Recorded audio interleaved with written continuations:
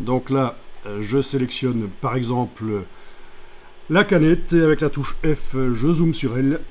D'abord, il faudrait qu'on aille voir de quoi est constitué l'objet. Regardez dans la palette scène là au-dessus, la canette est composée de deux objets. L'anneau et la boîte de conserve. Voilà, donc deux objets. Donc techniquement, ceci est détachable. Mais si on veut mettre des couleurs ou des textures différentes à différents endroits du couvercle par exemple, eh bien c'est pas possible puisqu'il n'y a que deux objets, soit l'anneau, soit la boîte. Et c'est là que la baguette magique va nous servir. Ici, vous allez pouvoir tester, allez-y, cliquez. Voilà, vous voyez que vous arrivez à sélectionner, si vous cliquez là, toute la zone du dessus. Si vous cliquez là, ça va être le bord. Alors on peut ajouter des zones. Si je clique là et avec la touche majuscule, on peut ajouter. Mais c'est parfois un peu complexe, comme vous voyez, c'est parfois un peu complexe d'ajouter un objet. Voilà. Donc c'est pour ça qu'il y a des réglages à la baguette magique ici. Si vous gardez le bouton la souris enfoncée, voilà, vous avez la taille de la sélection. On était à très petit, on était au minimum.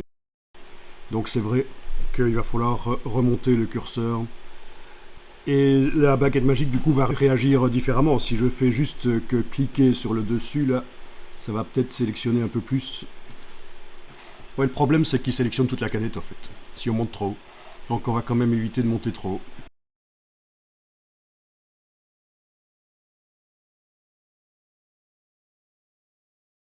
Voilà, ça marche. J'étais en très petit tout à l'heure, ça ne sélectionnait que cette partie-là et pas le bord là. Et maintenant, en étant en sélection petit, ça sélectionne les deux, donc c'est pas mal. Voilà globalement comment ça fonctionne. Vous avez aussi les opérations booléennes s'il fallait éventuellement faire des opérations d'ajout ou de retrait. Les choses habituelles qu'on a dans les logiciels d'infographie. Les opérations booléennes, vous connaissez? Ça vous dit quelque chose? Non? Il faut connaître ce terme. Voilà, les opérations booléennes, c'est un nom en infographie que vous allez rencontrer assez souvent. Et on les rencontre donc dans plein d'endroits en infographie 2D ou 3D. Maintenant que je vous montre, vous connaissez, évidemment.